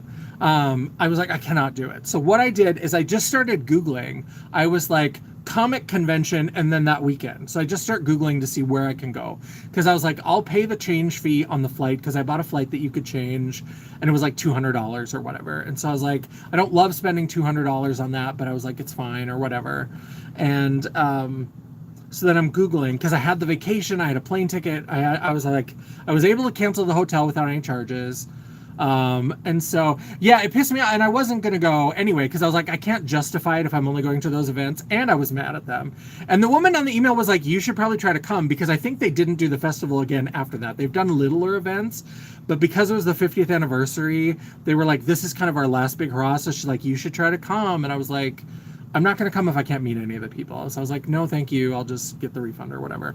So I start Googling and I'm like, drag convention, sci-fi convention, comic convention, and I put in horror convention, and that same weekend there was Days of the Dead in Indianapolis, and I didn't know a lot of, so I started looking through, and there weren't any names that I was really super excited about, but I knew that Christy Swanson from Buffy the Vampire Slayer was one of the like main headliners or whatever, and I was like, I liked Buffy the Vampire Slayer the movie. I was like, it could be fun or whatever. And they had Ginger Lynn Allen, who was in the Vice Academy movies that I loved. And so I was like, okay. And then once I committed to it, they started adding a bunch of people that I was like, oh. And so then when I changed the flight to go to Indianapolis was actually $190 cheaper than the flight to New York. So I paid the $200 like change fee, but it only cost me $10 because I had overpaid. The original flight was $190 over. So when they refunded that and then I paid $200, it came out to $10. And I wasn't able to stay at the hotel because it was already sold out. So I had to stay at a different hotel and like Uber back and forth.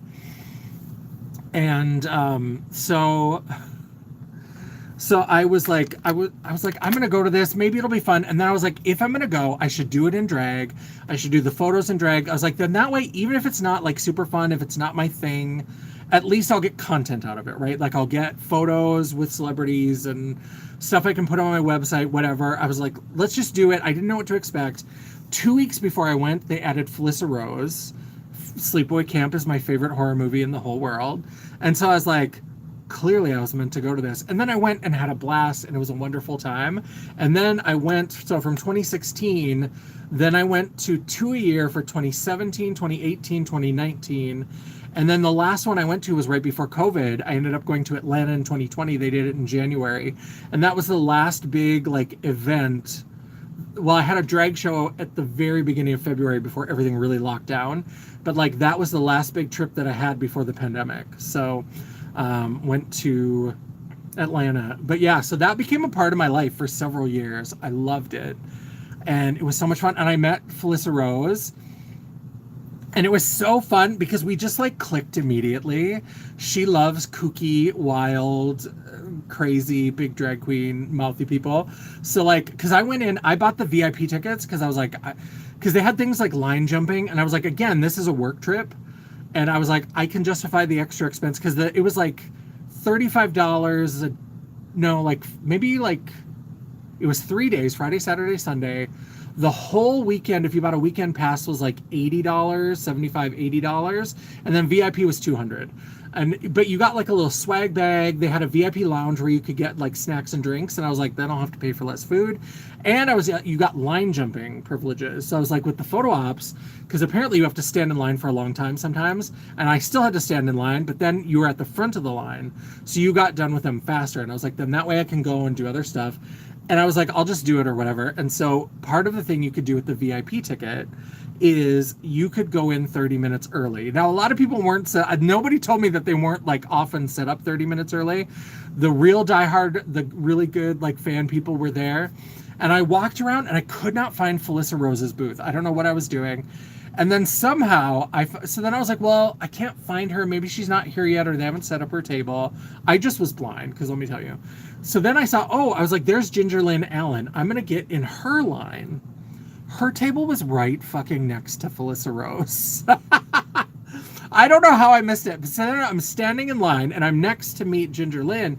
And then all of a sudden I just happened to look over and I'm like, it's Felissa Rose's table. And then I look and I'm like, there she is. And at the moment I looked at her, she like looked up and we locked eyes and she was signing something. All of a sudden she stopped and she's like, don't go anywhere. I have to meet you. And I was like, I'm in line. She's like, yeah, I got to do this, but don't go anywhere. And I was like, gotcha. And so then I went and talked to Ginger Lynn and like got something signed. And she was so lovely, and she gave me like a free little trading card that she had. She gave me a little Gingerlin guitar pick that I gave to my friend Angie's boyfriend who plays guitar. And so she gave me a couple little free souvenirs or whatever. She thought I was fun. And so we just kind of talked to her, whatever. And then right as I was done with her, Felissa had finished up with the line that she had. And she was just like, who are you? I have to know about you. Like, I was like, I came here to see you. I just like had a fangirl moment where I was like, I came here. I was like, I didn't know you were coming when I first signed up. But when I saw you were here, I was like, that's my number one meet. I was like, I love Sleepaway Camp. I have so many questions. I have so many thoughts. And we just like chatted for a bit, and I bought a picture or whatever. And then we just kind of like, when she had off time, we just kind of chatted throughout that convention. And then she was at several more that I went to, and we've just kind of developed this little friendship. Spoiler alert, she may be on the channel at some point, because I think we're going to do a video. I'm going to interview her about her thoughts on the new Sleepaway Camp requel, reboot, whatever it is. I don't know if she's attached to it yet, and I don't know, if she is, there may be some things she can't talk about, but I had asked her if she wanted to be interviewed, and she's like, yeah. She was on my podcast, so there is, if you like Felissa Rose, it's a few years old now, but if you go to my playlists, I have a playlist for Janessa After Dark Season 1, and one of the episodes features an interview with Felissa Rose. Love it, love it, love it. Yeah, the horror conventions, I loved them. And the thing is that I did have some really fun, crazy experiences. And I think part of it is because, I mean, I was at pretty much everyone I went to, I was the only drag queen. And like when you're a 6 foot tall, really plus size drag queen, people notice you. Like, people notice you. They can tell. So a lot of people were just like, the novelty of it were like, I want to know you. Like, I want to talk to you. Christy Swanson gave me free selfies. Because again, and the first year that I went, not a lot of people were charging for selfies. If you bought something, you got a free selfie with it. She was charging $30 per selfie. She wanted pictures with me. So then she told her manager to make sure that he took a picture with my phone too, because she's like, I'm making you take a picture, you should get a picture as well. So I got photos with her every day because she wanted to see my outfit every day. And so she was lovely. Is the wall AI? No, this is a like fabric backdrop. It's a photography backdrop.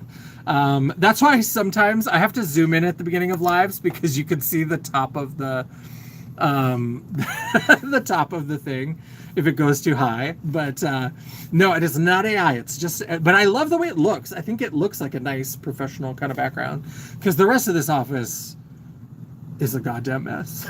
But so Christy Swanson was lovely. I've got so many convention stories. I keep thinking that at some point I should do like a convention stories video or something and talk about it. I had a lovely run-in with Gene Simmons, and like that one I almost feel bad about, because I had this really like magical like meet cute with Gene Simmons in the lobby. I had lost my hotel key, and I was going to get, or I had locked my key in the room, and so I was going to get another one. And while I was waiting in line, he was coming out. There was like, because I would always buy the VIP ticket, and that year they had two versions of the VIP ticket. They had the regular VIP, which is what I always did, and then they had a VIP Gene Simmons, where you got a photo, and then like just a selfie photo, and then there was like a special like VIP party with those people, and they sold a limited number of tickets, and so I didn't buy that. I bought the regular one because I was like, I'm not really a Kiss fan. I don't really know Gene Simmons. I don't know anything about him. And so I didn't buy that. And so a lot of people paid like $200 for this VIP Gene Simmons experience. And some of them did not have a good time from what I've heard. But I met him in the lobby, and he like, so I'm just like I said, I'm standing in line. I'm exhausted because we had done, that was the first year that I did a photo shoot with Brooklyn Ewing. So we had done a photo shoot. I've been in my little cute outfit. I've been up since like 8 o'clock in the morning, and like had done my makeup, and I had already like done one look, washed it off, done another look, and then like and it was getting late. It was like 11 o'clock at night. He comes through the lobby. He sees me, and he like takes off his sunglasses, because that's one of the That's one of the things that I heard from people who were not satisfied, is that in the selfies, he wouldn't take off his glasses. So like if people asked him, will you take off your sunglasses? He's like, no, we're taking this picture with my sunglasses. And so, so he takes off his sunglasses and he comes over and he like grabs my hand and he's like, I just want you to know that I can tell like you're the most kick-ass person here. And I was like, what? And I was like, thank you. I was like, that's very sweet. I really appreciate that. And he's like, listen to me. People are going to try to tell you who the fuck you think you are. And I can tell that you know. And I can tell that you don't put up with that shit. And I just want to say that I think that's pretty kick-ass and I think that's very brave. And I was like, thank you. And I was like, and he's like, you're just awesome. Like, keep it up because you are phenomenal. And then just like toddled off into the night. And I was like, did this just happen? Did this just happen to me? And then he was only there on Saturday. And then I was like, after he was that sweet, I was like, if he had been there on Sunday and had done photo ops, I would have bought a photo op with him, obviously. And I was just like, I'm so sad that this was like the end of his day. I was like, because sometimes if people are shit, I'm like, I don't want your photo anymore. Like, you're kind of great. And I haven't really had bad experiences. I've had a couple. Again, if we do a video, I've maybe talked about it in other lives, and so maybe I'm repeating myself, but I've mostly had really good experiences. I've only had one or two that were a little bit... One, fuck Ric Flair. Fuck Ric Flair with both fingers. But that's the only one that's been really negative, and we turned that into lemonade. And so, but like, I wish I could have bought a photo with him, because there were some people that I was like, I have to try to budget. And so I would pick the ones that I thought, like, that were closest to my interest, because they always had a lot of wrestlers. And sometimes if the wrestler was a really hot man, I would do the photo. But most of the time I was like, well, I can skip the wrestlers and I'm going to try to stick with the horror people. And I was like, I'm not really much of a heavy metal person, so I probably won't do a Gene Simmons photo or whatever. And now I was like, I wish I had a photo with Gene Simmons, and I wish I had a photo with Vinnie Vincent, because I had a really great run-in with Vinnie Vincent, who was like a KISS member for like a year or two. And they were just like really sweet to me as well. And like, I was standing in line for the photo op after Vinnie Vincent, and then like everything was wrapped up and everybody had gone through, and then Vinnie was still in the room, and then they're just kind of talking, and I don't know what their pronouns are. That's a whole other story. So I use they, because I think there might be some transitioning happen, but there's been nothing that I know of publicly. But that's all I'll say. I'm using it because I'm not sure and we're being safe or whatever. So they like pointed at the door or whatever, and all of a sudden somebody comes out, because I'm at the front of the VIP line for the next photo op, and they come out and they're like, Vinny would like to meet you. Would you mind stepping in for a couple minutes? And I was like, yeah, yeah, of course. And so, and then Vinny was just like, I saw you, I've seen your outfits, I've seen you around a little bit, and I really love the outfit that you're wearing, and I think it's really beautiful. And then, just like a quick little thing, and like showed me their guitar. They had posed in the photos with like a pink guitar, and it was really just beautiful. And it was the last day of the convention, and the photo op had just ended, so there wasn't really time to buy another photo. I should have just been like, can we take a photo and I'll pay you afterwards? Like, pay the convention people. I wasn't thinking, and it was also Sunday, so like by Sunday my wallet is like coasting on fumes. But that was also a lovely interaction. So 2 members of KISS. Apparently I need to become a KISS fan. That's what I know. Let me see. I think I've missed a couple. The Buffy the Vampire Slayer television show missed a good opportunity to have Christy Swanson guest star. Yeah, I think that would have been great. I think that would have been fantastic if they would have had Christy Swanson. Is it dark out for me? It is dark out. It's getting dark. It's about... Alexa, what time is it? It's 9:03 p.m. 9:03 p.m. So yeah, it's about 9:03. Now, it's already dark by 9 now, and that's how we're heading into fall. North Dakota. Before long, time is going so fast. Before long, it'll be... Excuse me, pretty girl. It'll be dark at like 4:30. So let me know. You can let me know in the comments of this video if you would like me to maybe do like Mama Champagne, you should know I'm live. Why are you sending me reels? You should let me know if you want me to do oh, it's 10:40, so you are on Eastern time. 10:40. Where is that at? Like 10:40 a.m.? Are you like, because I know there's like a place, like India has time zones that are like a half-hour difference. I'm trying to juggle time zones. I don't know. I'm kind of punk and metalhead, but never into Kiss much until now. I just became, yeah. And I've heard some maybe sketchy things about Gene Simmons, but I'm also like, some of it sounds like that kind of fan behavior of like they gave him an order and he just said no, so they're like, he's a terrible person. It will be Christmas before we. I know, that's the worst. Because that's one thing that I also learned, because I had never been around like celebrities and stuff before any of this. And what I've figured out is that I think that probably 8 times out of 10, maybe 9 times out of 10, if a woman is described as difficult, that probably just means that she is a woman who sets boundaries and expects people to adhere to those boundaries, and so they call her a bitch. Because that happened with Kathleen Turner when I was in Indianapolis, one of the times in Indianapolis, and I had done the photo op. I was doing a photo op with her, and then because it was Kathleen Turner, I love her when she voiced Jessica Rabbit. So I had like a Jessica Rabbit getup. Although it's kind of dumb because I left my purple gloves at home and I tried to get to a costume store and the store was supposedly open, but that was happening like over July 4th weekend. So like the Sunday was July 4th and I tried to go on like Thursday when I got into town, but they were apparently had this long closure. And so they were not open, so I couldn't get purple opera gloves. So I just had the red sequin dress and a red wig or whatever. But so I met her and I did the photo op. And all they said is they were like, Ms. Turner Ms. Turner does not want people to put their arm around her. And I was like, bet. Okay. So during the photo op, I just kind of turned to the side and I kind of squatted next to her so that I wasn't touching her, but I'm obviously much taller than she is. And so I could just kind of squat it down. So I was next to her and it was lovely. And then I went through her line and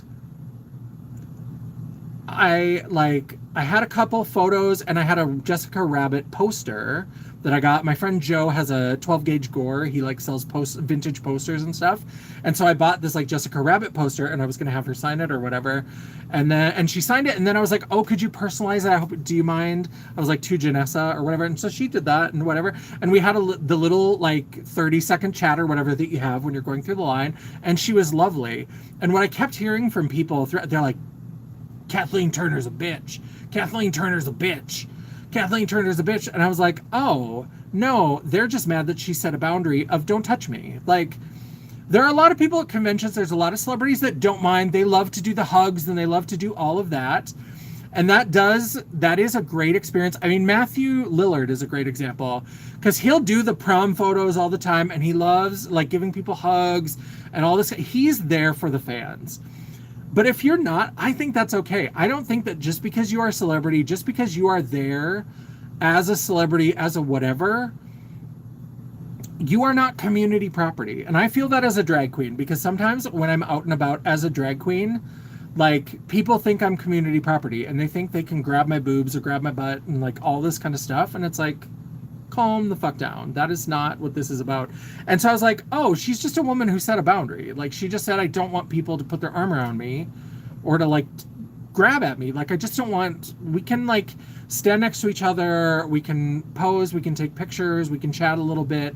I just don't want you to touch me. Right? Like, and that sounds weird to say it. It makes it, she's like, touch me or whatever. But just like, I don't want you to do familiar touches. Like I don't want the arm around the shoulder. I don't want to hug. It would be weird to like put your hand on her shoulder like a grandma or something. And so some people just don't like to be touched. Exactly, Brian. They just don't like to be touched. That was a boundary that she set.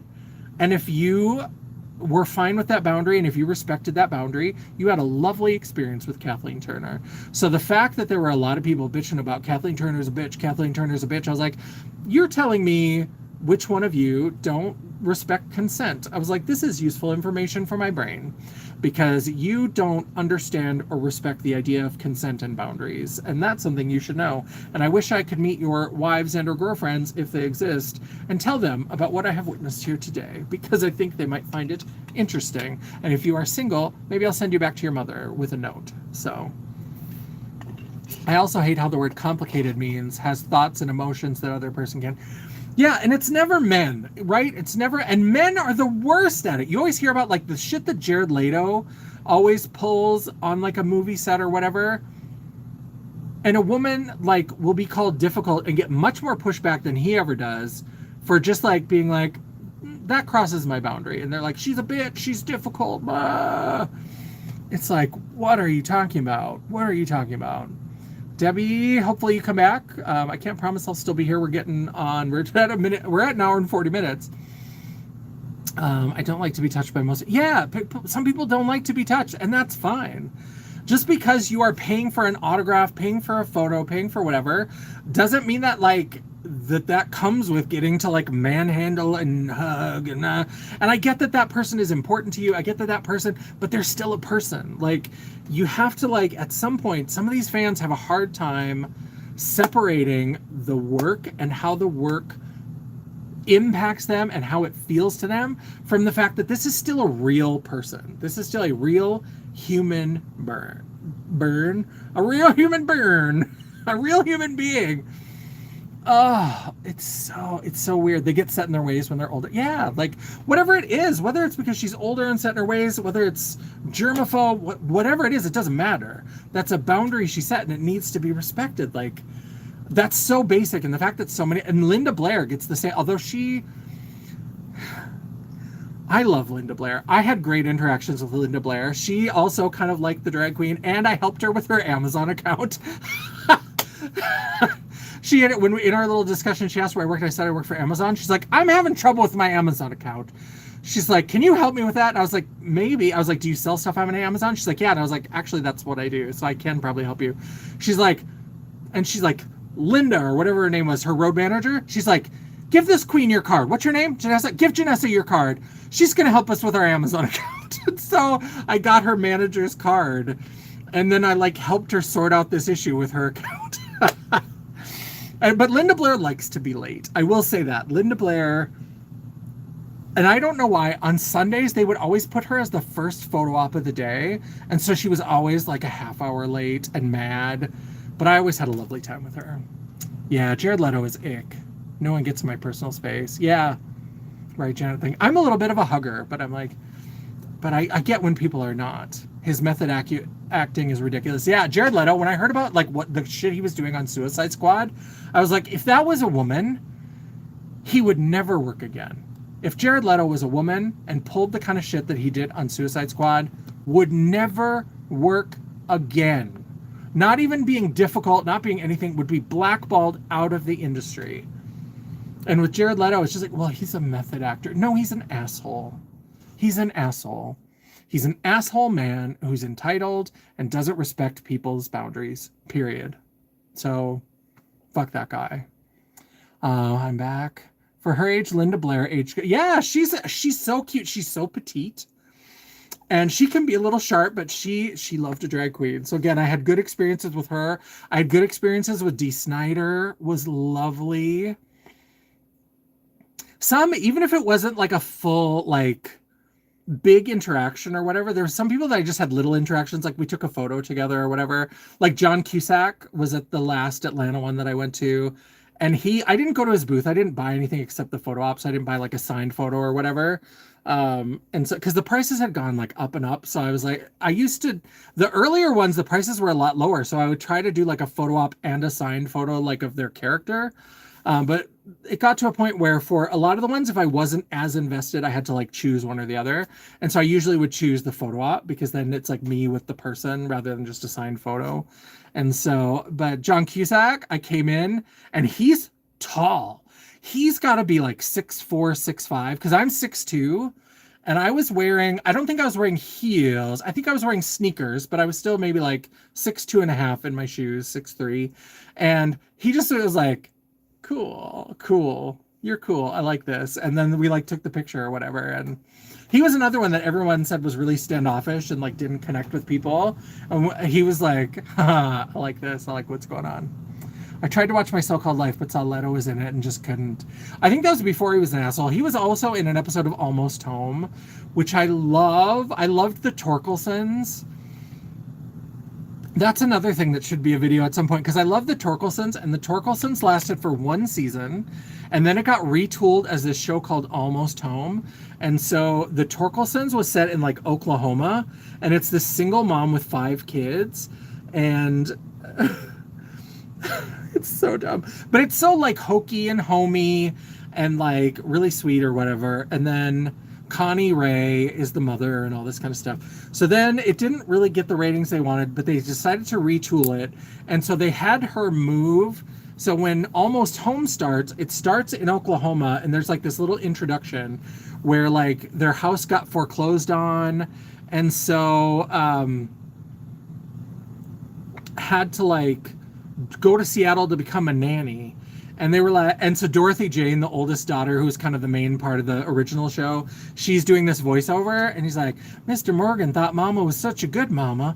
He brought her to Seattle to take care of his kids. And then they show you the cast, and it's like, well, she's not such a good mama, because by the time she got to Seattle, she had 2 less kids than she had in the Torkelsons.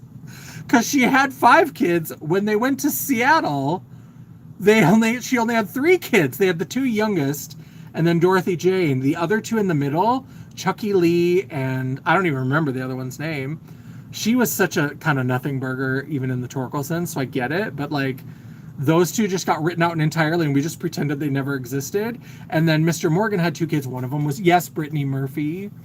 Janet, Brittany Murphy. I love Brittany Murphy. I'm so sad. Was my sister on here? I didn't see any comments after you said that you were going to be gone, so I don't think she came on here. Yeah, with Brittany Murphy. She was one of the kids. I loved both of those shows. They're kind of hokey. Joey Lawrence had a shirtless cameo in Almost Home. Jared Leto was in Almost Home. Ben Affleck was in an episode of Almost Home. So there were lots of like future stars that were in Almost Home. So I love that show. Yeah, maybe I'll do like a video, or maybe we'll plan a live that's just like convention stories or something. I don't know if people are interested for a live. So maybe I'll do it in like a video, and then people can just watch it if they want to, and they don't have to. I mean, you can just watch a live if you want to or whatever, but excuse me, pretty girl. But we are getting close to that 2-hour mark, so I'm going to go ahead and go. I have some stuff I want to finish up before I leave the office. And so we are going to go and do that. But yeah, I hope I hope you enjoyed this little chat. Again, let me know in the comments if you've seen Different for Girls, or if you watch it after this, what your thoughts are on Different for Girls. Let's see if I remember my outro. I think Jared Leto did the voice of Skeletor. He did, absolutely. Yes, he was Skeletor. Skeletor. Let's see if I can remember my outro. If you were here in live chat, I would love it if you would circle back around and leave a comment. Help me feed the beast. Help me feed the algorithm. While you are down there, don't forget that you can give me that thumbs up to tell me that you appreciated the live. Or if you are like, girl, why are you talking about movies and not painting your face? What are you doing? Go ahead and give me that thumbs down. It is all engagement. The algorithm isn't a picky bitch, and neither am I. And while you're down there, don't forget to hit that subscribe button, become part of the family, and hit that bell icon so you'll be notified of all future uploads. I try really hard to make sure I have at least one video or live per week, and if you're lucky, if you're very lucky, you might even get a bonus video. Ooh, Jared Leto is an asshole-orific. If you'd like to chat, banter, or commiserate between uploads, all of my social media will be linked down in the description box below, including a link to my website. Just pretend it's there. The World of Champagne at JanessaJ.com. Thank you so much for watching. I love and appreciate all of you. Everybody saying good night. Thank you, Janet. I appreciate that. Thanks, Tanya. Thanks, CJ. Have a good one yourself, Leah. Leah. Is it Leah or Leah? I think we talked about this once before, and my brain is Swiss cheese. Leia, right? Bye. I will see me tomorrow, and I'll tell my sister to never do that again. Well, thank you. I appreciate that. Yes, thank you, everybody, for stopping by. I'm going to try to remember to flip this into a live video right away. because Mama Champagne didn't come, so she's got some catching up to do. She's my dedicated, gotta watch everything. So, all right, I hope everybody's having a lovely day, and until I see you again, bye.